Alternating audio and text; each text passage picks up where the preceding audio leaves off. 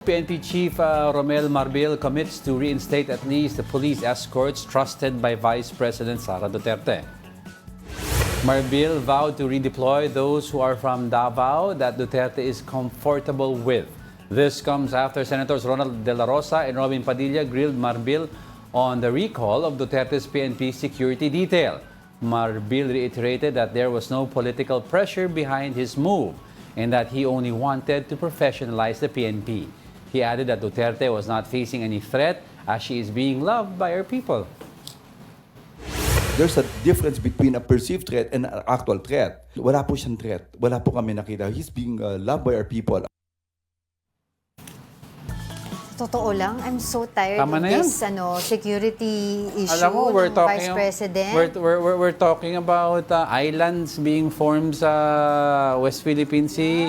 Nanalo na tayo ng gold for 2 golds for the first ever in Olympic history. Diba? Basta ang importante doon, wala dito si Vice President Sara Duterte. Umalis siya nung kasagsagan ng bagyo. Nung Typhoon Karina, wala siya.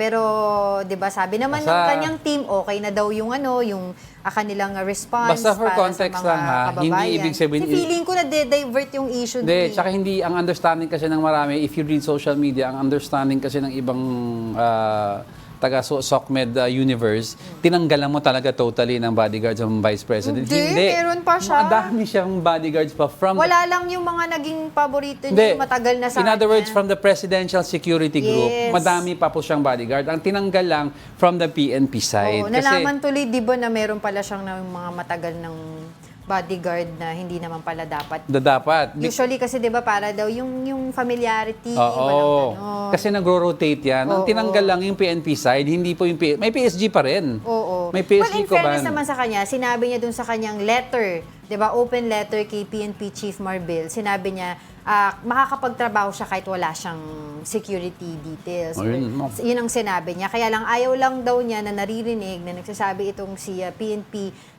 Chief Marbil na hindi daw tungkol sa politika yung pagtanggal ng kanyang mga security. Pero yun nga, lumabas tuloy, nagkaroon ng usap-usapan. But ilan ba yung kay VP Lenny ba, ilan ba yung naging security niya noon? Parang diba? sinabi ng grupo nila. Sabi nila, nung 2016, ready tayo. Nung 2016, 108 yung kanyang, kanyang security. That was the highest that it has reached during her time as Vice President.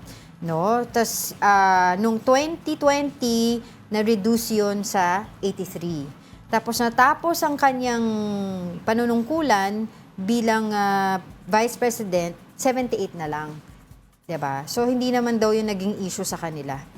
Oo. They never complained about it. Aside from yung PNP na na-remove, may 100 plus pa ata from the Presidential Security Group eh. Kasi ang main purpose ng PSG is to secure the President and the Vice President for life. Ha? Kahit mag-retire na sila. Si Pangulong Duterte, former President Duterte, still has PSG detail by him. For context, ang tinanggal lang po, PNP.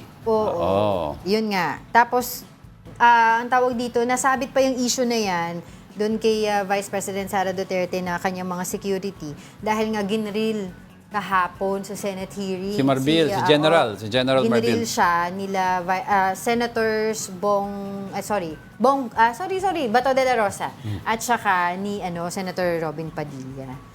During the hearing para sa... Akin lang, pwede ba itigil lang natin yan about escort pinag-uusapan? Madami ng... Okay, understand. Noted na yan.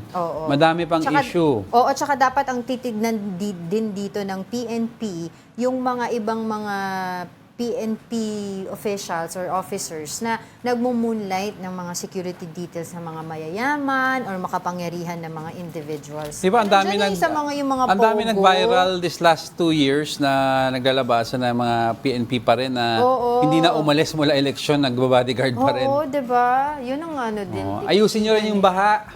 Oo. Mga pamilya walang food, ayusin nyo yan. Grill kayo ng grill dahil sa bodyguard.